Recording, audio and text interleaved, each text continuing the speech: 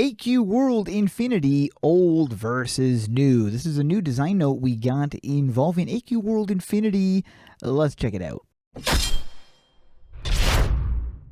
80% the same, 20% better. It is 2025 and production of AQ World Infinity's remastered 13 Lords of Chaos saga has officially begun. See how the art is being upgraded for the story. Sometimes less is more. And so you got the old, you got the new. That is really looking good. Chaos Lord Assertion is inflicted with madness and inversion magic. Arnix has been doing the glow-ups, bringing old AQ World's art from 15 years ago up to the way our modern art is being shaded. The difference is subtle. Take a close look at the bottom of the old robe versus the bottom of the new robe. It really makes a difference, though. Staff of Inversion. If you're like me, then you probably want to protect the original art, which is why we are not changing the original art designs of the items. Instead, we will be building new versions like the Staff of Inversion seen above. This new version will drop in AQ World Infinity only. At least that's the plan for now. Since the items go with you between games, you can use them in both versions of the game. Chaos Imp. This is my favorite example of A-Ranks? I'm not sure how to say his name. A-Rank's art to date. It is also one of the game's oldest monsters. Just look at the new shading on the claws and the tail. It certainly feels deadlier. And it does. I really like that. Spider. And there's the difference. It's so funny because it's just nope. It's been a while since my last post. Since our last talk, a lot of progress has finally been made on stats, progression, cutscenes, our conversion process, and the structure of our game's repositories. You probably noticed by now that all the images are from the first part of the 13 Lords of Chaos. This is not by accident. We had the writers' meetings to refine how we're going to convert and rewrite the story. It's pretty straightforward. First, we play with the story as it is, then we create an outline, then we make a list of assets and start gathering up to be polished and converted. In the original story, the twins were together, collectively, Chaos Lord number 2. It was weird because you saw them early on and then never heard of them again until the end of the story. This is because you could play the adventures in any order. I like the freedom of going anywhere, but I also like having a linear story with dynamic characters that you change over time, so you are still going to be able to go anywhere within reason in AQ World Infinity, but the main story itself will be designed in order.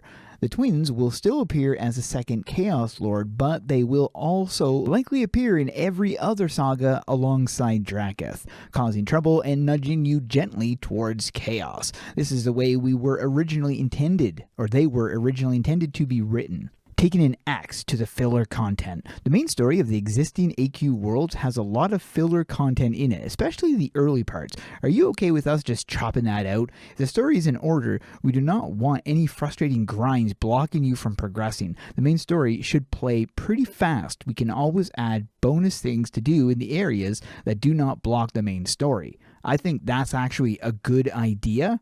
Keep it consistent and with a nice flow to the actual gameplay, and the story would be better. Designing 100 levels of gameplay. The combat progression we have been designing will ultimately span 100 levels. There will be a level cap that we set and raise each time new story content come out that supports a new level. No surprises here. What is going to be really interesting is the first 20 levels. See, a level 1 player is going to be very weak, but a level 20 player needs to be extremely strong. So the power growth from 1 to 20 is going to be crazy.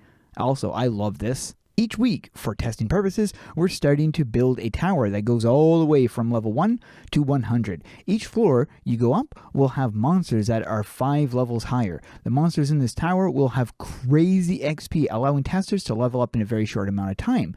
Here, we will test a progression of item drops, shops, and enhancement upgrades. Man, it's so subtle, but the difference is there. I mean, it's crazy how good that is.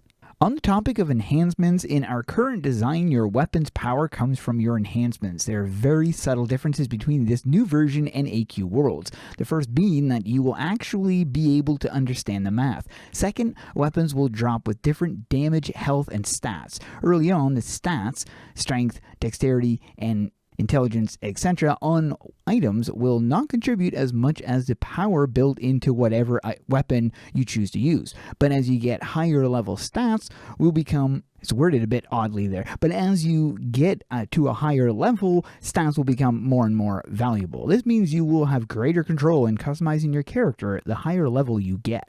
Everything mentioned above is actually being implemented right now, and as always, we will change things based on player feedback. You know the old saying, no plan survives first contact with the player base. Trade skills? Neither AQ Worlds or AQ3D really went all in trade skills, or all in on trade skills. Infinity is a really good opportunity to do that. A holy cow, that is awesome. We've been talking about a blacksmithing weapon forge trade skill where you could permanently increase the power of your weapons. Same with being able to become a pet tamer and using your skills to help improve other people's pets. What? Okay, this sounds amazing. This is just something we're talking about, but what do you think? I love it. I think that's amazing. I would love to see, get some wood cutting skills, get fishing skills, like do all that. Nobody out pizzas the hut. Okay, the frogs art in that image is just terrifying. Also, an accurate depiction of what I am gonna look like after dinner. I'm so hungry. I hope you like the pics. The images above perfectly illustrate the 80% same, 20% better philosophy. Kudos again to Erinx for his artwork. Nolgath has been animating these monsters, and oh man, they look so good. The next post should be filled with animated GIFs for you. Not sure if you noticed, but this game is a little behind schedule to release. A little? That's like saying that it's just a little cold up north tonight. Spoiler, it is freezing. And where I am, it is freezing. I mean, it's got to be, I think it's like minus 25 Celsius right now. But if you play the tech demos and you already know what we are building, how far we already are, and the quality we're striving for, it should also be stated that AQ Worlds Infinity must release this year. I'm not going to say do or die, because we are obviously already dead. Undead at this point. We're going to summon this thing like an undead apocalypse and hurl our horde at Steam and the mobile app stores. 90% chance we'll do a Kickstarter first. I have a gloriously terrible idea, and if Kickstarter approves it, maybe we can make history. You still like it when we do crazy things, right? The first AQ World Infinity test of 2025 is coming soon. So there you go, that's the AQ World Infinity news, and I'm really interested in the progress of this. Number one, the changes they're making is going to be holding this game in place for modern players as well. Like, this is not just the exact same game. This is a remastered version of the game, and so far they seem to be doing pretty good. I love the fact that they are talking about having actual trade skills that are beneficial, have something to do with the gameplay and whatnot. I think that's going to be really cool. What do you guys think about all this? Let me know in the comments below. Thanks for watching. Keep those swords swinging.